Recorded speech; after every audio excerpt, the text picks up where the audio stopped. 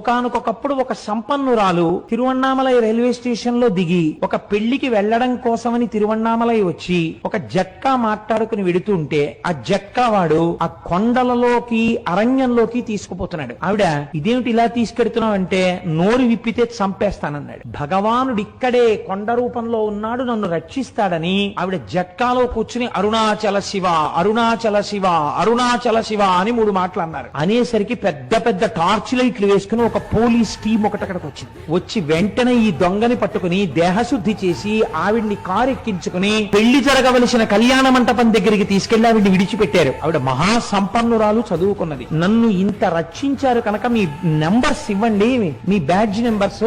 రేపు మీ police station లో నేను కొంత అమౌంట్ ఇచ్చి మీకు క్యాష్ అవార్డు ఇమ్మని వచ్చి నేను మీకు బహూకరిస్తానని చెప్పి ఆవిడ నెంబర్స్ తీసుకున్నారు. తీసుకున్న రాత్రి పెళ్లికి అటెండ్ అయి మర్నాడు తన బంధువులతో కలిసి పోలీస్ స్టేషన్ కి వెళ్లి నిన్న రాత్రి నన్ను కొంతమంది పోలీసులు రక్షించారు, వాళ్ళ నెంబర్లు ఇవి, వాళ్ళకి క్యాష్ అవార్డు ఇవ్వండి అని చెప్పి ఆవిడ ఇస్తే తమిళనాడు పోలీసు సర్వీస్ లో ఈ నెంబర్లు ఉన్న పోలీసులు లేరమ్మా, ఈ నెంబర్లు లేవని చెప్పి పరమశివుడే ఆ రూపంతో వచ్చి ఆవిడ్ని రక్షించాడు ఆ రోజున.